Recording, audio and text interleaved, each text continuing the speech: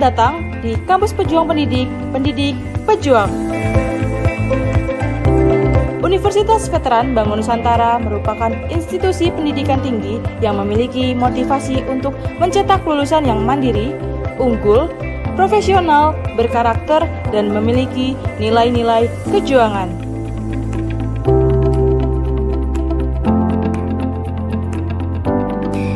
Saya Rektor Universitas Veteran Bangun Nusantara, Profesor Dr. Farida Nugrahani Magister Humaniora.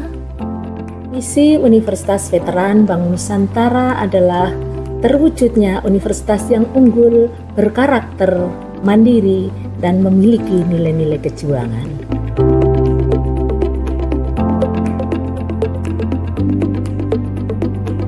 Univet bisa, Univet jaya, Univet unggul luar biasa.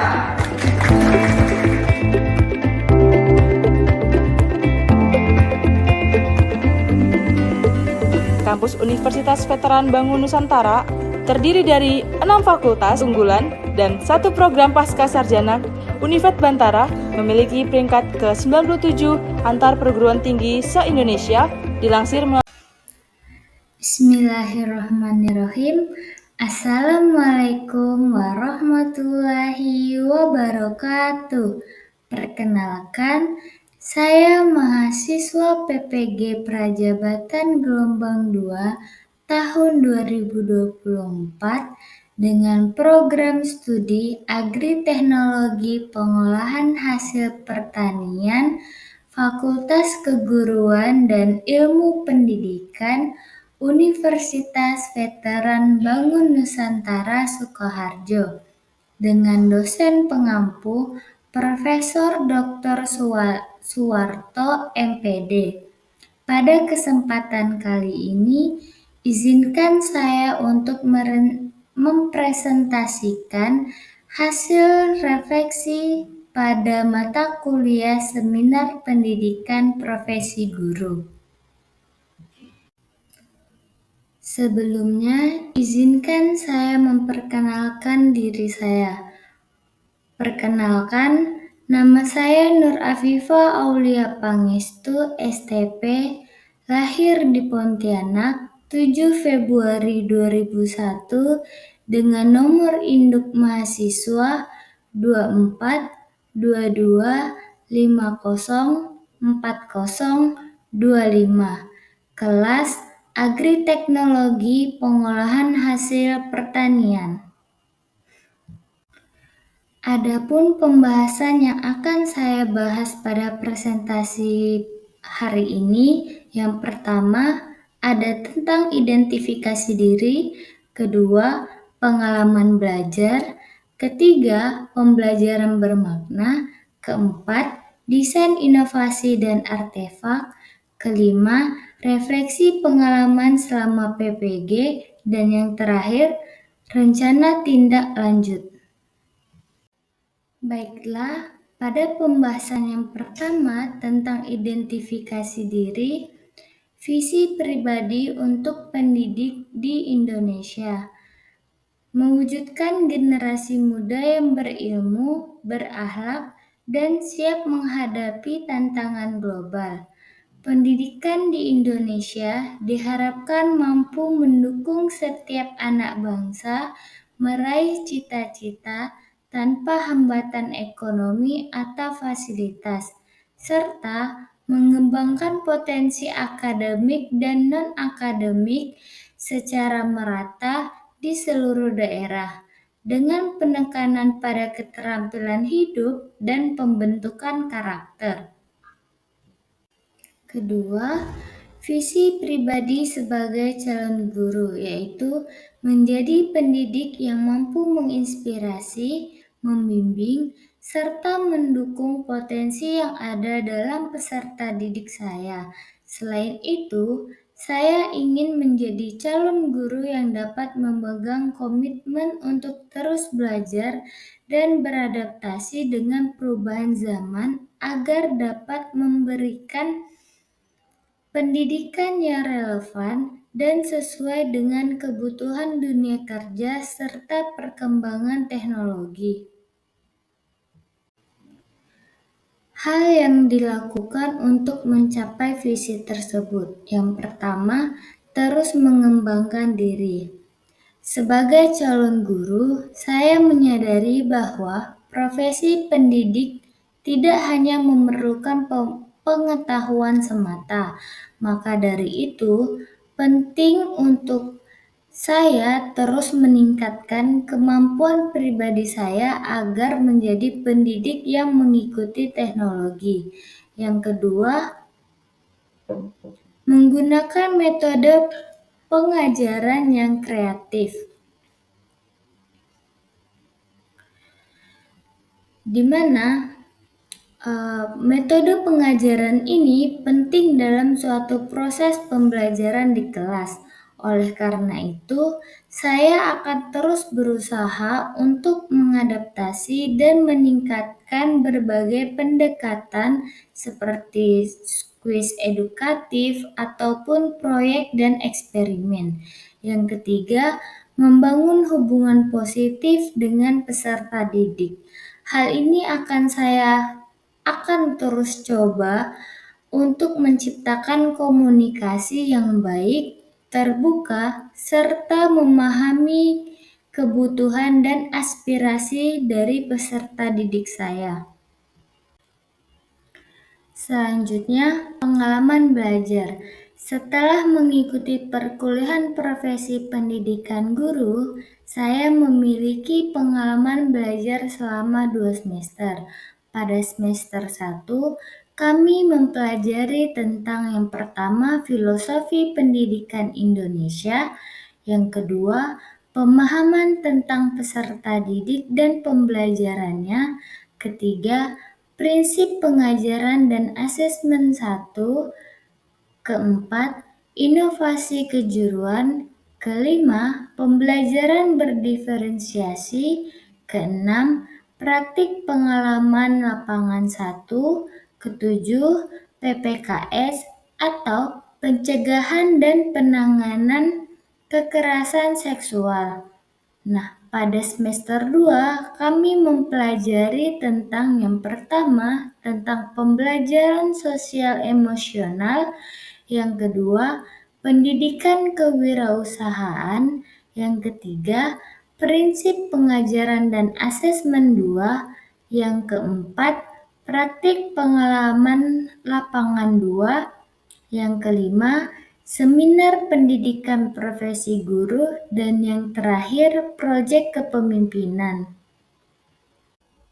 Berikutnya, pemahaman bermakna.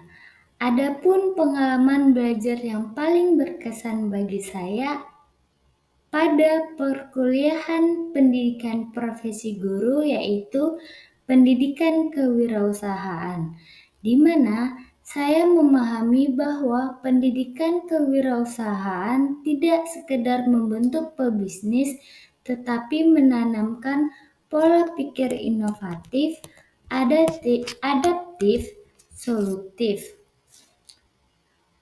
Melalui proyek based learning dan teknologi, saya belajar bahwa guru berperan penting menumbuhkan karakter wirausaha serta keterampilan abad 21 pada siswa.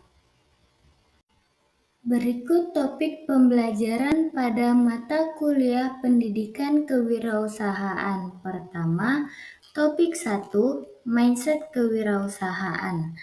Pada topik ini, kita mempelajari tentang bahwa wirausahawan bukan hanya soal membuka usaha atau mencari keuntungan, tetapi lebih menekankan kepada mindset kewirausahaan. Ini membuat kita memiliki cara berpikir yang proaktif, inovatif, dan mampu mengambil resiko. Yang kedua, topik kedua, pembelajaran wirausaha melalui project based learning. Pada topik ini, saya diajak untuk memahami bagaimana menerapkan project based learning sebagai metode pembelajaran di sekolah, terutama di SMK. topik ketiga tentang wirausaha menggunakan teknologi. Nah, pada topik ini membahas bagaimana memanfaatkan teknologi dalam kewirausahaan baik dalam aspek produksi, promosi, maupun distribusi. Refleksi dan artefak pada mata kuliah pendidikan kewirausahaan. Dari semua topik pada mata kuliah pendidikan kewirausahaan, saya belajar bahwa guru masa kini perlu berpikir kreatif, berani, dan solutif. Melalui pembelajaran berbasis proyek dan pemanfaatan teknologi, saya memahami bagaimana kewirausahaan dapat diajarkan secara nyata dan kontekstual di sekolah. Hal yang paling berkesan bagi saya adalah saat membahas topik 2, yaitu tentang pembelajaran wirausaha melalui project-based learning. Saya diajak merancang pembelajaran yang melibatkan siswa secara aktif dalam berproses membuat produk, memasarkan, dan mengevaluasi hasilnya. Adapun artefak yang dapat menjadi pendukung dalam pembelajaran bermakna pada mata kuliah pendidikan kewirausahaan yaitu pada topik 2, T2.3 eksplorasi konsep dan T2.7 koneksi antar materi.